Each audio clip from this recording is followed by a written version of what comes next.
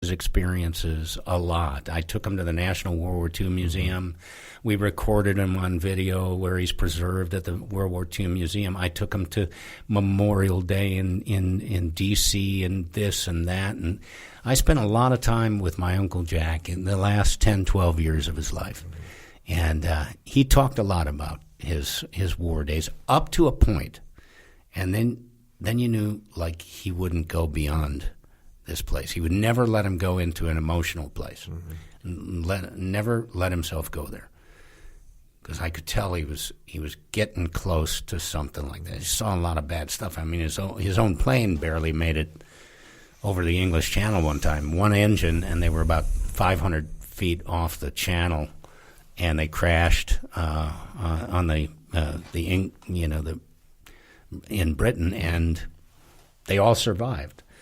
But he saw a lot of planes go down around him in flames and just crashing everywhere. And some bad stuff. He saw a lot of bad stuff up there, but he went up mission after mission after mission, 30 missions, survived them. There's one story in the book where he was a navigator, and he swaps with a buddy. The buddy said, hey, can you take this mission with my crew? I got to go do something. And I don't know. For whatever reason, they swapped. And it was with a guy named Don Casey, and he was a navigator as well. So my Uncle Jack said, sure, you go with this mission. Sure enough, plane gets shot down. All the guys abandon ship, and Don Casey gets captured and spends 18 months in a German prison camp until he escapes.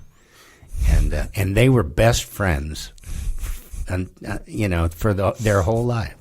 And Don always took the opportunity to remind him how lucky he was to switch missions. It was just as fate would have it.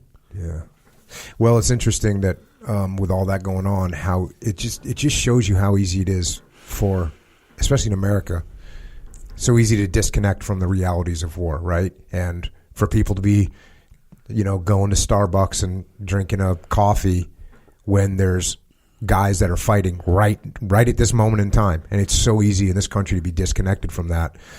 It's one of the things I like about your book is you bring that connection back together to explain to the people in the civilian world that, hey, just kind of FYI, this stuff's going on.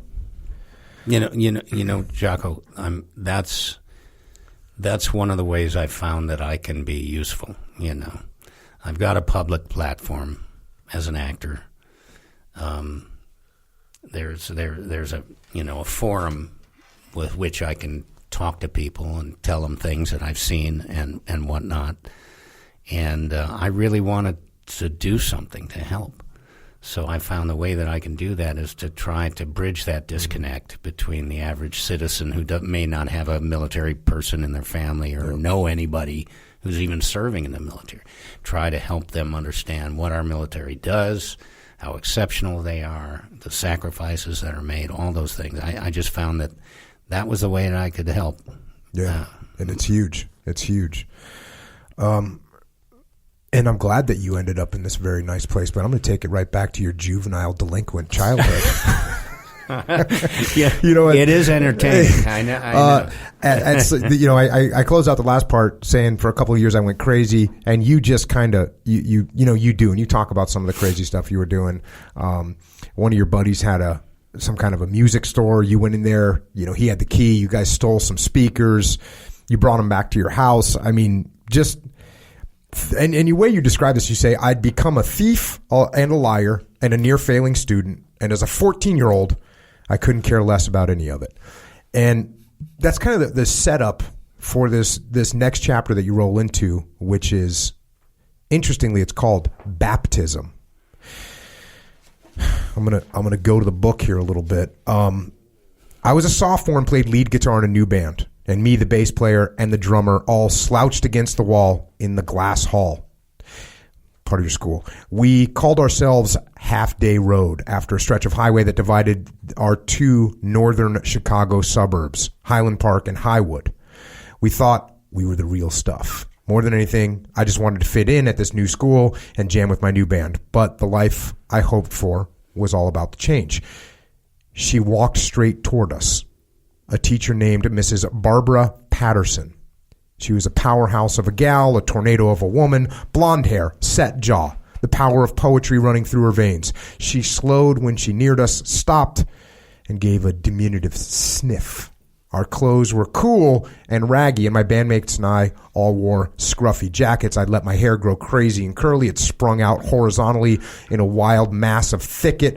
Mrs. Patterson was the theater teacher. She looked at us and said, "I'm directing West Side Story for the spring play. You guys look like you play gang members. Come and audition for the play." It sounded like more of a dare than a request. Then she was off and walking fast on her way down the hall. We shrugged and laughed it all, and one of us scoffed. Who cares about plays? You kind of end up just kind of doing it, I would say, just out of, hey, we got nothing better to do. We'll go in. And maybe you had some curiosity in the back of your head, but you sign up to do an audition, and they post the, I don't know what's it called. What's it called? What do they post? The casting? Cast list. The casting. Cast list.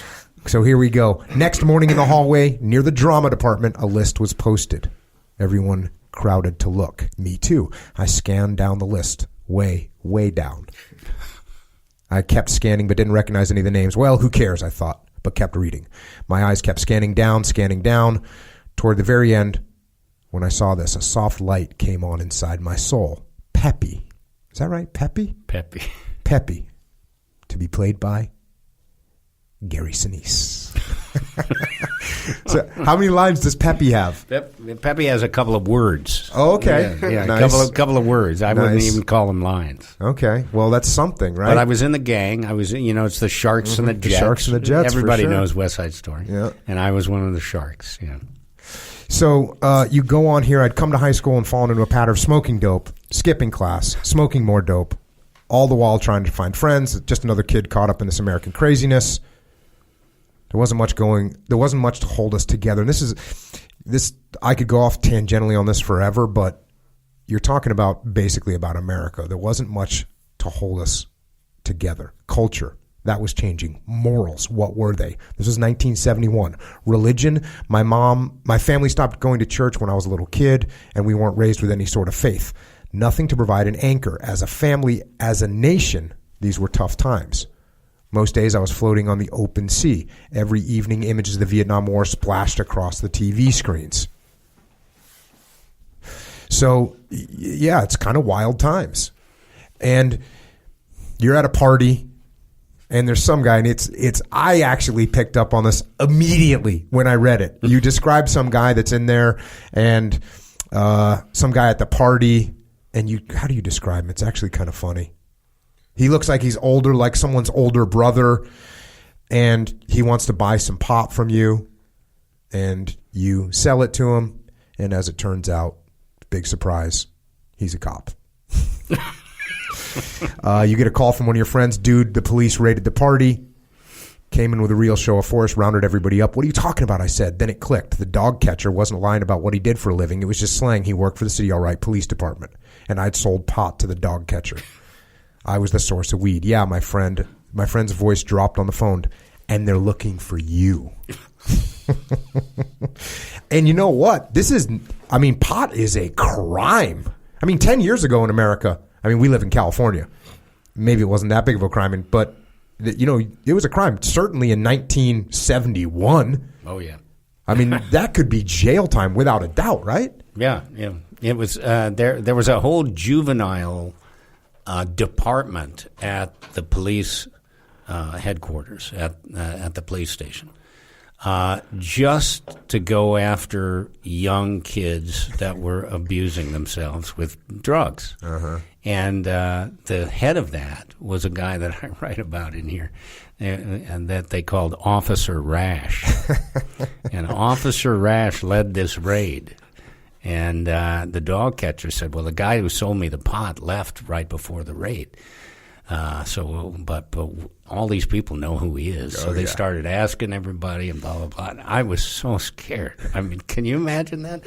Now this buddy calls me up and he says they raided the house and they're looking for you and you're the big drug pusher, you know.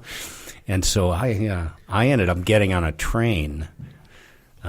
We had lived in the town Glen Ellen the year before, and then we moved back to this town, Highland Park, and the raid was in Highland Park. So I got on the train and went out to Glen Ellen to hide out. I was on the lam, you know. And finally I came back and told my parents what happened, and they drove me to the police station, and I turned myself in. You know, it was a big thing. I turned myself in. The lights were blaring, you know. And I was just crying, and, you know, I cried and cried. But the main thing there is I had just gotten into this play, West Side Story, and I felt... You had some words to deliver. I had a couple, two words to deliver. And I was fearful that they were going to pull me out, send me to, like, a juvenile home or something, really bust me. And I begged the police officer to let me off the hook because I just discovered this new thing that I think, you know, is going to change my life, and it did, and it turned everything around for me being in this play. And all of a sudden, you know, I can't say that I didn't smoke pot anymore or anything like that, but through high school, but I found this thing that I was good at. I was a terrible student, as I said, and I was struggling all the time. And really, I was probably near being kicked out of school at the time that this incident with the police happened. Was that just a regular public school? Or was it private? Was it a regular public school? Yeah, public school. You know, big school. I mean, like 2,500 students at the high school, so it was a pretty big school. But it had a wonderful theater department, and this teacher that I mentioned there she changed my whole life. Barbara Peterson? Standing in a hallway. We've all had moments where something happens or an individual walks into our lives that we didn't see coming, and the course of our lives just changes, you know, and we go this way. And that's what happened there, standing in that hallway. She sent me right to the theater world, and from that moment on, I never stopped doing it. You guys, you do 4 shows of West Side Story, and the last show, you know, you obviously get better each time, and the 4th show, you know, you guys crush it, and here we go. Back to the book, the lights came down. The audience burst into applause as one of the sharks.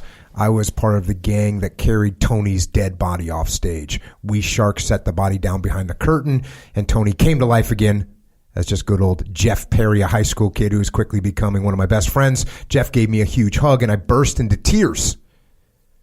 And in the glorious pandemonium off stage, everybody was hugging and slapping each other on the back with no chance to blow away the snot because it was time for curtain call. Out in the auditorium, the audience continued their applause, cheering, shouting, whistling their congratulations, and all the supporting players and chorus members came out on stage in a pack, including me. And you know the ensemble and all the gang members kind of get their applause. And then the leads go out. The leads took their bows together. I still hung far in the back, sobbing harder than ever. My eyes scrunched tight against the tears. Then, in the midst of all the commotion, I felt a hand on my shoulder. I opened my eyes. It was the hand of Jeff Melvoins. Am I saying that right? No. Jeff Melvoin. Jeff the senior. Bernardo the shark. He reached back, grabbed me, pulled me up toward the front of the pack where the 6 leads stood. He shouted in my ear to take a bow with all the leads, so I did. Me, the sophomore screw-up, still bawling my eyes out. I stood at the front of the pack, and the audience was still standing, still applauding, cheering for us. I took one long, glorious look around, trying to wipe my nose with my sleeve, and we all bowed again, all together, and I suddenly realized I'd fallen in love with this new community of students, with this new life of theater. It was almost too much to take in. The entire cast had seen who I was before the play and what had happened to me during those 5 weeks. Now I had so many new friends. It was powerful. Something had really changed for me. I was going forward again. I had been baptized. My life of purpose had begun. You were crying. What emotion is that? Oh, it was very, because the play was over. Mm-hmm. And I didn't want it to be over. I didn't want it to end. It had changed my life so completely and introduced me to a new community in the school, and I just wanted as much of it as I could get. And now it was over. The show was over.